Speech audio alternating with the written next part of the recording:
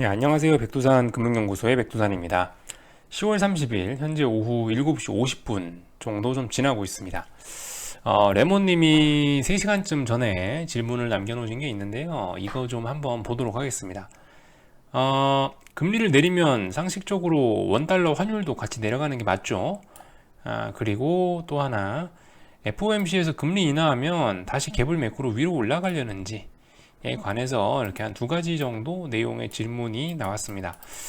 이 그냥 답변 글로 달고 말라다가 좀 좋은 질문인 것 같아서 영상으로 따로 한 편 이렇게 녹화를 해보도록 하겠습니다. 우선은 제가 지금 녹화를 이거 하기 전에 한 번에 해봤는데 NG가 많이 나갖고 그냥 이렇게 하나 목차를 하나 만들었습니다. 목차를 만들어서 아마 여기 있는 내용대로 좀 진행을 해보도록 할게요. 우선은 시작할 때 말부터 좀 용어 정리부터 좀 하고 넘어가자면요. 뭔 용어 정리냐? 환율이 내려간다 올라간다 라는 표현, 사실 그죠? 이번 영상에서는 환율에 관련된 얘기를 본격적으로 할 거기 때문에 환율이 내려간다 올라간다 라는 애매한 표현보다는 좀 확실한 표현을 쓰도록 하겠습니다. 강세 약세, 그죠? 강세 약세가 제일 확실한 표현입니다. 그죠?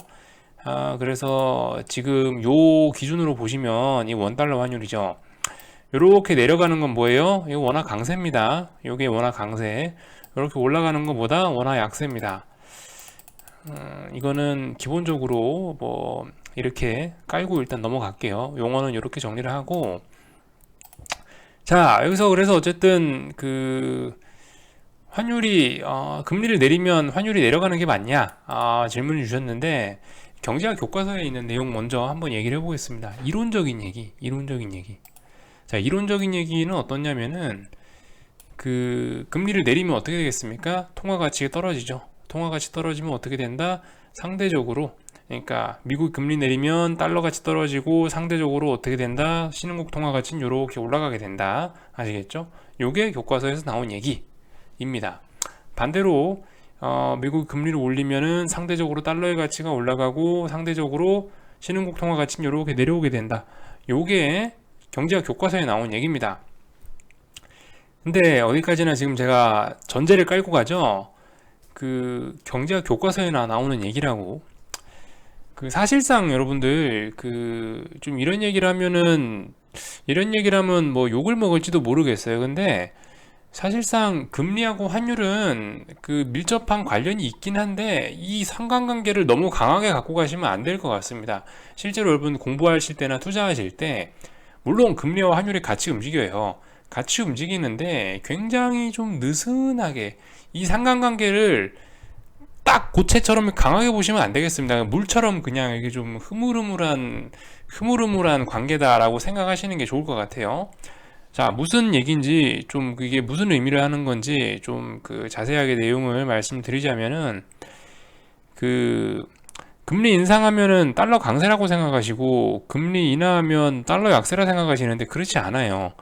금리 인상에도 달러가 약세가 나오는 때가 있고요.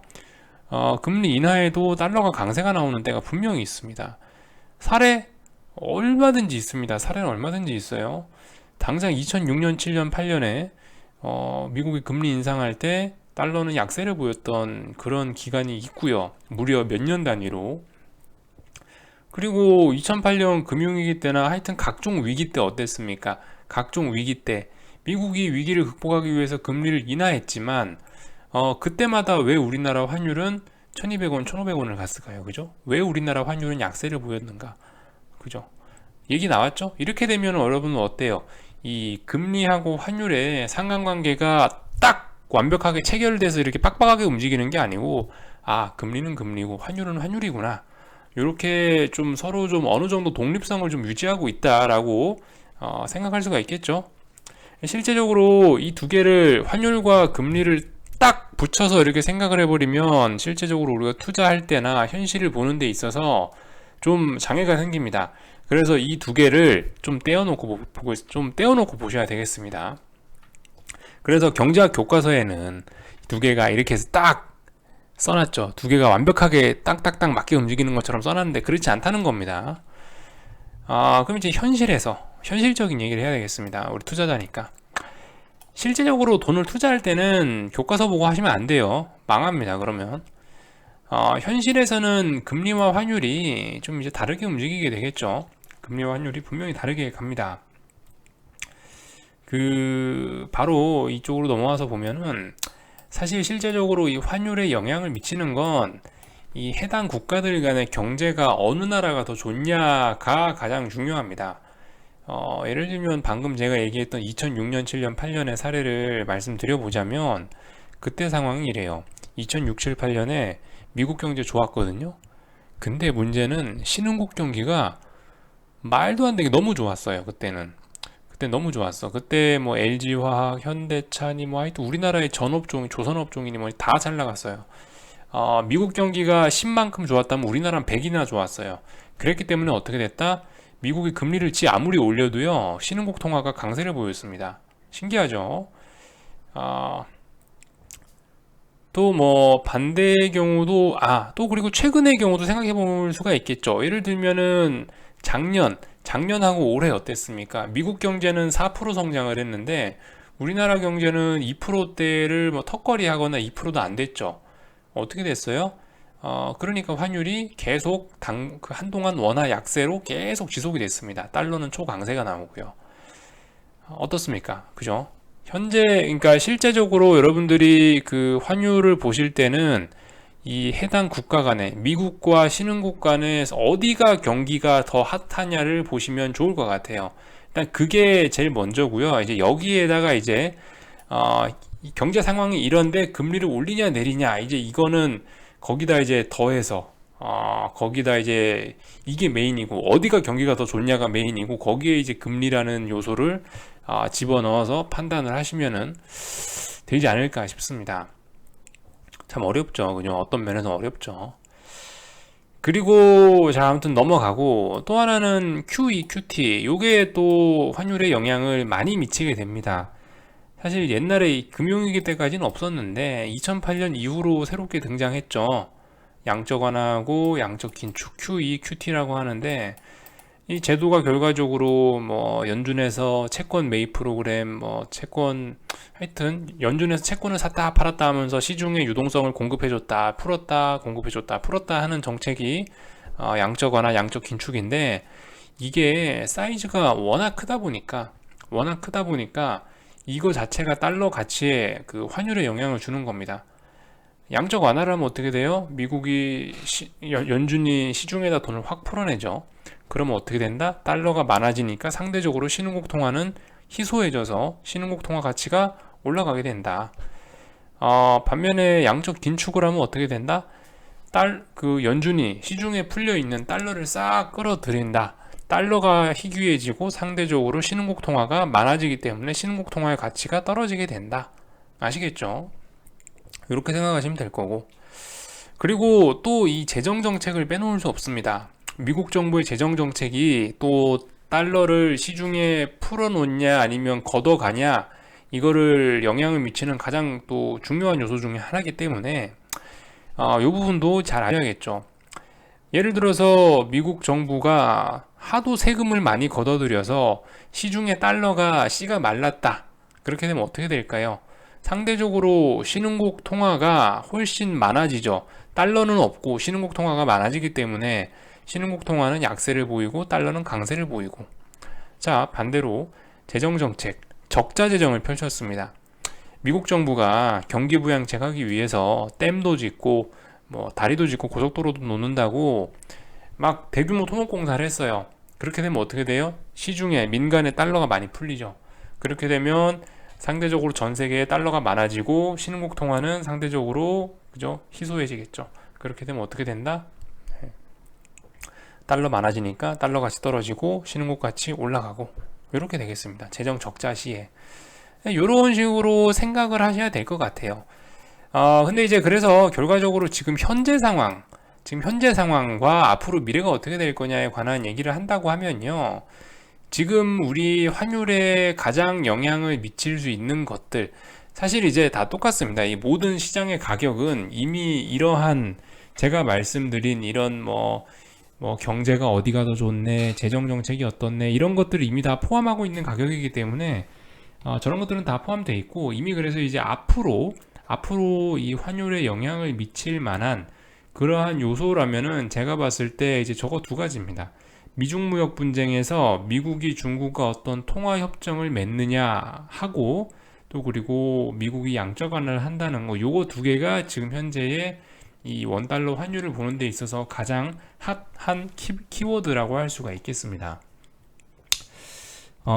당연히 미중 무역 분쟁 지금 지금 중국이 계속 위안화 약세, 그래서 7위안을 계속 넘겨갖고 지금 위안화 환율이 그렇게 돼 있죠. 1달러당 7위안 넘어가서. 그러니까 미국이 싫어하죠. 미국이 원하는 건 뭐다? 미국이 원하는 건 달러 약세. 그래서 이번에 시진핑과 사인하고 이러면서 중국 환율을 강세로 만들고 싶어 한다. 상대적으로 그 경제 규모가 세계 2등, 지 혼자 유로존에 있는 수많은 국가들을 합친 사이즈인 중국의 위안화가 통화가 앞으로 강세가 전환이 된다고 하면 어떻게 되겠습니까? 달러는 약세로 전환이 되겠죠. 그런 부분을 좀 잘 살펴보셔야 될 것 같고, 또 하나는 이제 얼마 전부터 시행한 양적 완화 정책을 잘 보셔야 될 것 같아요. 양적 완화 말씀드렸죠. 미국 연준이 시중에 달러를 공급한다. 달러의 가치가 떨어진다.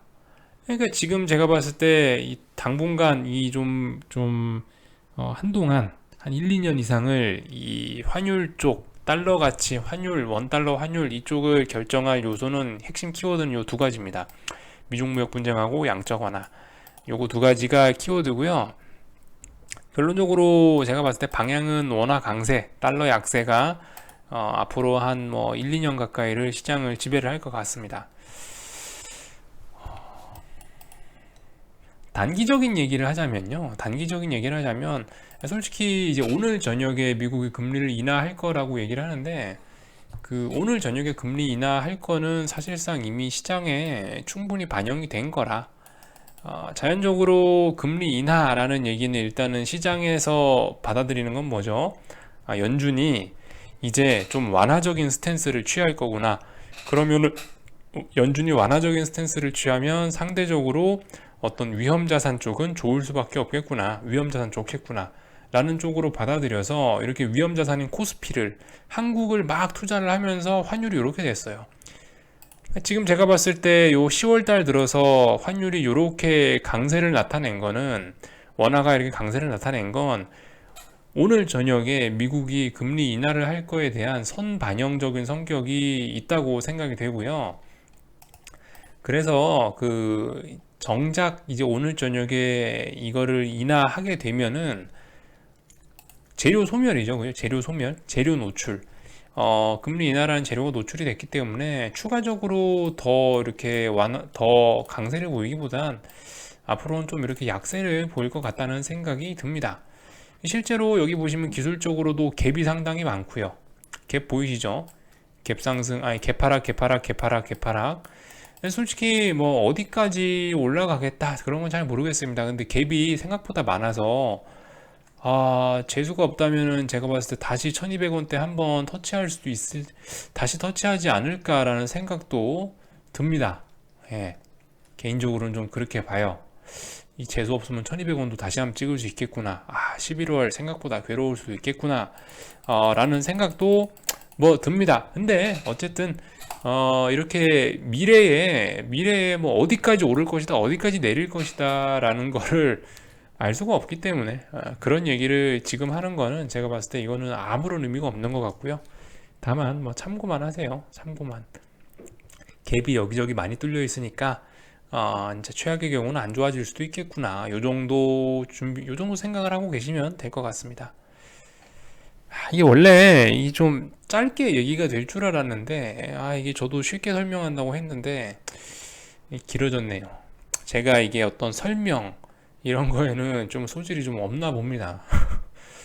자, 아무튼 좀 이게 쉽게 설명한다 했는데 이해 안 되시면은 또 한 번 더 질문 주시고요. 그리고 마지막으로 이거 저기 오늘 나온 보고서 요거 잘 나왔거든요. 메리츠 증권에서 나온 전략공감 2.0 요거 한번 보십시오. 요거 읽어보시면은 굉장히 유용할 것 같아요. 잘 쓰여진 리포트입니다. 잘 쓰여진 리포트니까 한번 심심하신 분들 테레비 보지 마시고 이런 거 보세요. 예, 정말 많이 도움이 될 겁니다. 뭐 내용은 그래요. 내용은 뭐 제가 대충 보기에는 앞으로 좋을 것이다 이거예요. 2020년 되면 좋을 거다. 아, 최소한 뭐 기저효과 이런 걸로 인해서라도 좋을 거다. 왜냐면은 지금 시장의 기대치가 너무 낮아져 있기 때문에 조금만 그러니까 뭐라고 해야 되나? 하여튼 지금까지 2년간 너무 안 좋았죠. 2년간 너무 안 좋았기 때문에 시장의 기대치가 너무 낮아져 있어서 앞으로는 조금만 좋아져도 뭐 시장이 확 좋아질 수 있다. 이런 개념도 약간 좀 들어있는 그런 보고서입니다. 그래서 어쨌든 자세한 거 읽어보세요. 제가 이미 뭐 15분 떠들었는데 여기서 이걸 더 길게 얘기하면 예, 아무도 안 보실 것 같고 아무튼 저는 한번 낮에 봤거든요. 그걸 닫고 자, 일단 오늘 저녁 FOMC 회의입니다. 새벽 2시인가 3시쯤 할 건데 궁금하신 분들 한번 끝까지 보고 주무세요. 재밌을 것 같습니다. 하여튼 여기서 마치도록 하겠습니다.